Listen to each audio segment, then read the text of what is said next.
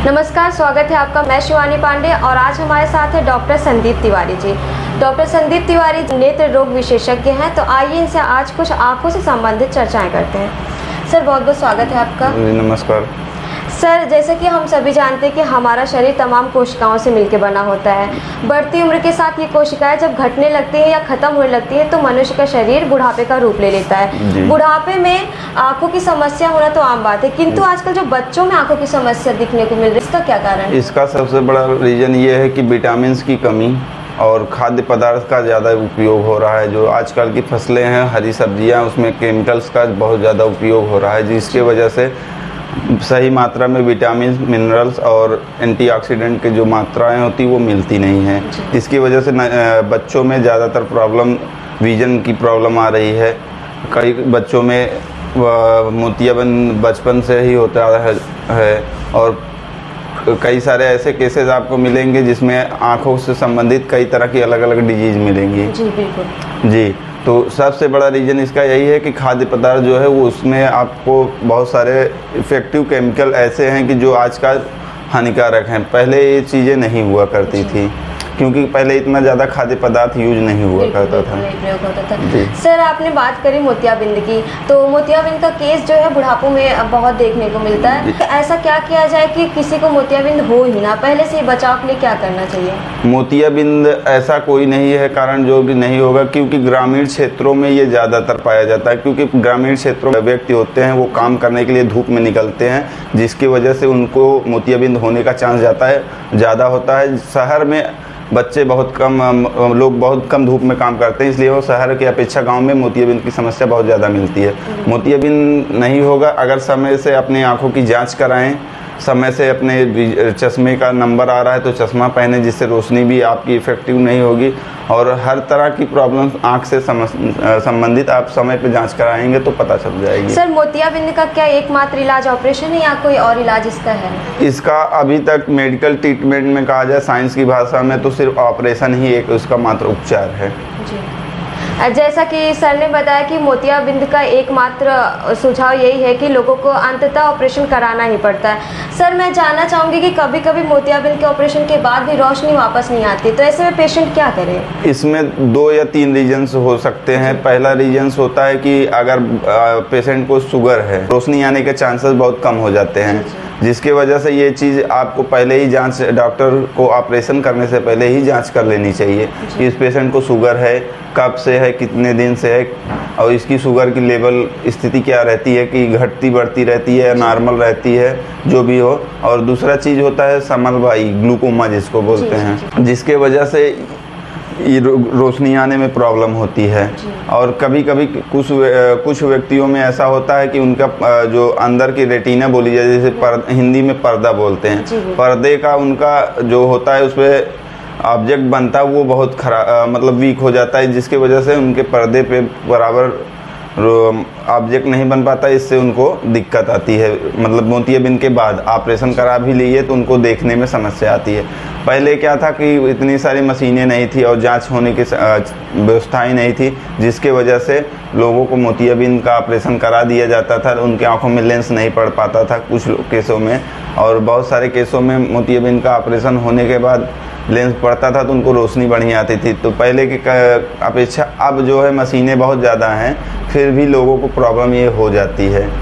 Sir, बात मोतियाबिंद के ऑपरेशन की हो गई। कभी कभी आमतौर पे ऐसा होता है कि मोतियाबिंद नहीं है फिर भी रोशनी घटती जा रही है, और बढ़ती उम्र में तो ये चीज़ ज़्यादा देखने को मिलती है, तो इसके लिए क्या करना चाहिए? इसके लिए समय समय पे अगर आपको थोड़ी भी प्रॉब्लम समझ में आ रही, जैसे आपको देखने में दिक्कत है या आपकी आंखों से पानी आ रहा है, कीचड़ आ रहा है, किसी तरह की आंख से संबंधित जलन या खुजली कुछ भी प्रॉब्लम है, तो आपको सीधा अपने डॉक्टर के पास जाना चाहिए, आंख का चेकअप कराना चाहिए। उसके वजह से वो डॉक्टर अपनी तरह से पूरी तरह को उसका जांच करेगा। जांच होगी प्रॉपर तरीके से उसकी, तो पता चलेगा किस रीजन से क्या प्रॉब्लम है, इसकी वजह से वो उसी प्रॉब्लम का आपको सोल्यूशन कर देगा डॉक्टर, और आपकी रोशनी बराबर जाएगी या उतने पे ही, या उससे बढ़ भी सकती है दवा चलने के बाद। सर, बात रोशनी की करें तो हम कुछ डाइट के बारे में जानना चाहेंगे कि आँखों की रोशनी बढ़ाने के लिए और आँखों को संतुलित रखने के लिए क्या क्या आहार में शामिल करना चाहिए। हम आपसे थोड़ा सा ये जानना चाहेंगे। आँखों के संतुलित आहार जो है, जिससे आपकी रोशनी बढ़िया बरकरार बनी रहे, इसके लिए हरी पत्तेदार सब्जी, आंवला, और विटामिन ई और विटामिन ए का टैबलेट, ये सब मिलते हैं मार्केट में। और थोड़ी भी आपको जैसे नॉलेज हो तो हर तरह का विटामिन और मिनरल्स प्रोडक्ट जो नेचुरल तरीके से उगाया जाए उसको लेना चाहिए, जिसकी वजह से आपको रोशनी पर्याप्त बनी रहेगी और प्रॉब्लम नहीं आएगी। और सबसे बड़ा प्रॉब्लम अभी नए जनरेशन में ये आ गया है कि लोग ज़्यादातर मोबाइल और कंप्यूटर पे व्यस्त रहते हैं, इसके वजह से ज़्यादा रोशनी की प्रॉब्लम आ रही है। इससे दूरी बनाना ज़्यादा ज़रूरी है। सर जैसे कि आजकल कहा जाए तो परंपरा चलने लगी है डिजिटली चीज़ों का, तो ऐसे में मोबाइल या कंप्यूटर के पास रहना उनकी एक मजबूरी बन गई है। तो क्या कोई उपाय है, किसी प्रकार का चश्मा हो गया या ऐसा कोई उपाय कि वो डिजिटल चीज़ें यूज़ करने के बाद भी अपनी आंखों को सुरक्षित रख सकें? चश्मे भी आते हैं, ऐसे भी हैं, लेकिन मेरे कहने का मतलब है किसी चीज़ का कोई आदती नहीं होता है। आप एक ज़रूरत तक यूज करिए, ज़रूरत से ज़्यादा नहीं यूज करिए। जैसे जिसको दिन भर कंप्यूटर पे 8 घंटे 10 घंटे काम करना है तो उसके लिए चश्मे आते हैं, एंटी रिफ्लेक्टिंग ग्लास बोले जाते हैं, उसको यूज करें, अच्छी क्वालिटी का यूज करें। कई सारी कंपनियां बनाती हैं कि उसमें 90% 95%, कोई भी कंपनी 100% ये नहीं गारंटी लेके दे सकती कि हमारा ग्लास बहुत बेटर है, ये एंटी रिफ्लेक्टेड है 100%, क्योंकि ये चीज़ का दावा कोई नहीं कर सकता है। इसलिए आप जानकारी लीजिए, अच्छी से अच्छी कंपनी का ग्लास यूज करिए जिससे आपको एंटी रिफ्लेक्टिंग ग्लास मिले, जिससे आपकी आंखों पे सामने से अल्ट्रावायलेट किरणें ना पहुंच पाएँ। जी बिल्कुल। सर आजकल आंखों में जलन भी बहुत होता है लोगों को, खास तौर पर जब वो बाहर कहीं यात्रा कर रहे हैं, धूप में यात्रा कर रहे हैं, तो इससे कैसे बचाव किया जाए? इसके लिए है सन गॉगल्स यूज करें, सर पे कैप लगाएं। उसके अलावा एक आई ड्रॉप आता है, लुब्रिकेंट आई ड्रॉप बोला जाता है उसको यूज करें। जैसे धूप से आए, साफ पानी या ठंडा पानी से अपनी आंखों को, मुंह को धुले अच्छी तरह। उसके बाद सुबह शाम दोपहर तीनों टाइम 2-2 बूंद आँख में अगर वो डालते हैं, वो ड्रॉप नुकसान नहीं करता किसी तरह, वो ड्राई आईज को एकदम रिफ्रेश कर देता है।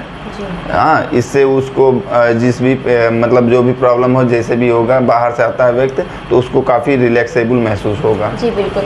सर एक बीमारी होती है डायबिटिक रेटिनोपैथी, अक्सर लोगों को पता नहीं होता इस बीमारी के बारे में, ब्लड में शुगर की कंडीशन की वजह से बढ़ रहा है। तो हम थोड़ा सा आपसे जानना चाहेंगे ताकि हमारे दर्शक थोड़ा सा जान लें कि डायबिटिक रेटिनोपैथी कितनी खतरनाक बीमारी है। सिंपल सी भाषा में बोला जाए तो मेडिकल ट्रीटमेंट आज इतना टेक्नोलॉजी के साथ इतना आगे बढ़ गया है, कोई भी समस्या आपको हो तो आप डॉक्टर की सलाह लें। उसके बाद उसकी डॉक्टर आपको बताएगा कि ये जांच कराइए, इससे आपकी ये समस्या का पता चल जाएगा। कोई भी डॉक्टर के पास आप जाएंगे, आपको डायरेक्ट अगर दवा दे देगा, पता चला कि वो दवा आपको फ़ायदा करने की जगह नुकसान कर देगा। अगर आप जांच प्रॉपर तरीके से करा के दवा करेंगे तो जो दवा दी जाएगी, जिस मर्ज के लिए दी जाएगी, उसमें सटीक काम करेगी। हाँ, इसलिए कोई भी दवा आप अपने इच्छा से न लीजिए बिना डॉक्टर के सलाह के। बिल्कुल सर। सर आपने बहुत ही अच्छी अच्छी चीज़ें बताएं, तो कुछ आप सलाह देना चाहेंगे लोगों को? सलाह हमारी तरफ से यही है कि धूप में निकलिए तो सर पे पूरी तरह अच्छे तरीके से सर और आंखों को ढक के रखिए, और ज़्यादा से ज़्यादा हरी विटामिन वाली चीज़ें खाइए। नेचुरल आप कोशिश करिए, अगर ग्रामीण मार्केट में रहते हैं तो अपने घर पे उगाइए सब्जी, और मार्केट की सब्जियां या मसालेदार युक्त चीज़ें बहुत कम सेवन करिए, जिससे आपको हेल्थी और स्वस्थ भी रहेंगे और ज़्यादा से ज़्यादा बेनिफिट आपको ही मिलेगा।